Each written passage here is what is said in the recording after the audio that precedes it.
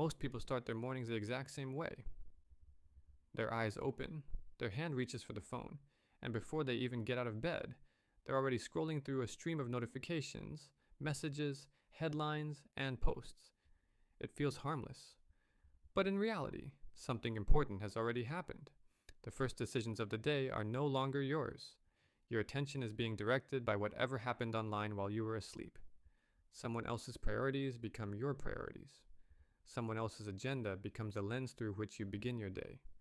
Without realizing it, you've entered a reactive state, and you've triggered a dopamine cycle that can shape your thinking for hours. Eventually, you make your way to your desk.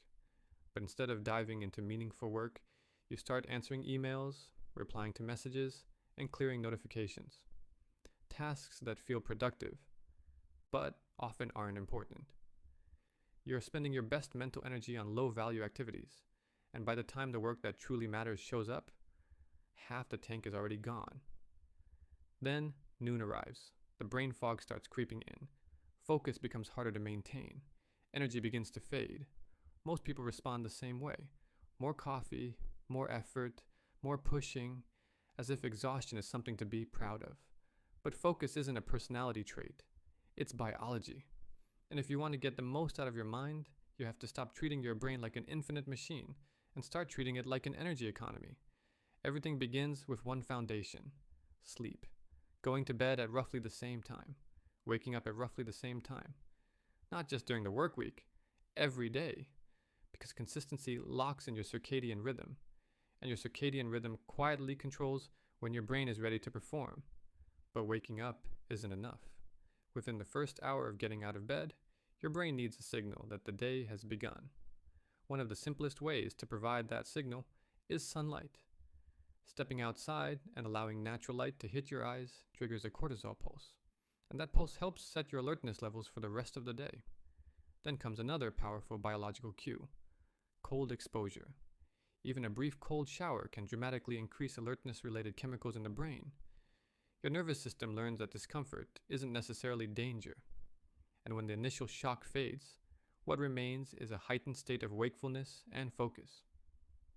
These habits aren't motivational tricks, they're biological interventions, simple actions that help create the mental state required for high performance. But generating energy is only half the battle. Protecting it is equally important. That's why the first hour after waking can be so valuable.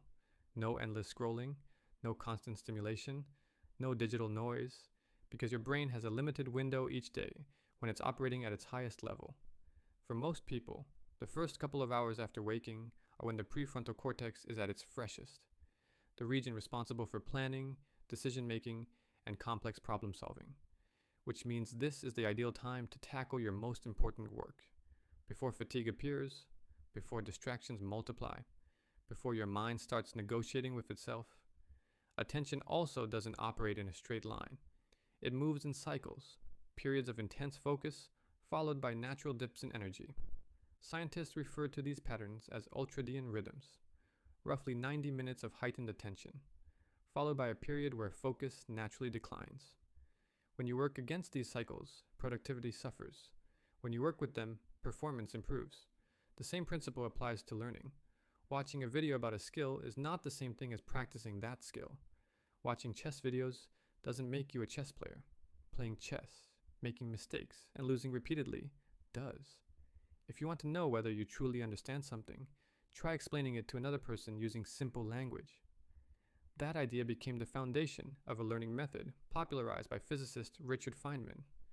Because if you can't explain it simply, there's a good chance you've only memorized it, not understood it. This is why rereading notes often feels productive.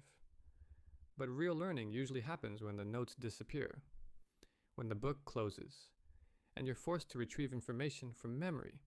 That struggle is called active recall, and it's one of the most powerful tools for building long-term retention. The same idea extends to the body. Regular strength training and cardiovascular exercise do more than improve physical health. They improve the brain's ability to use energy efficiently. They support the growth of important neural connections, and they help preserve memory-related structures as you age. Easy inputs create the illusion of progress, but meaningful growth usually requires friction, Eventually, everyone hits a mental wall, a problem that refuses to budge, a solution that won't appear. The instinct is to stare harder, think harder, force the answer. But sometimes that's exactly what prevents it from arriving. One of the most effective responses is surprisingly simple. Get up and walk. Movement increases blood flow throughout the brain, and many researchers have found that walking can significantly improve creative thinking, because sometimes the fastest way forward is to stop forcing the problem and give your mind room to process it in the background. Later in the day, when heavy mental fatigue begins to settle in, another factor starts to build up: adenosine, a chemical associated with sleep pressure and tiredness. This is where a short power nap can be incredibly effective.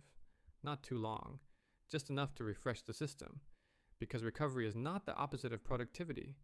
It's part of it. And if a nap isn't possible, even something as simple as controlled breathing can help calm the nervous system and reduce stress. The goal isn't to eliminate fatigue completely, it's to manage it intelligently. Finally, as the day comes to an end, there's one last step: a few quiet minutes. No screens, no distractions. Just reflecting on what you learned, what challenges you overcame, and what progress you made. That mental replay acts like a signal to the brain, a way of highlighting what matters, a way of telling your mind what deserves to be remembered, and what can safely be forgotten.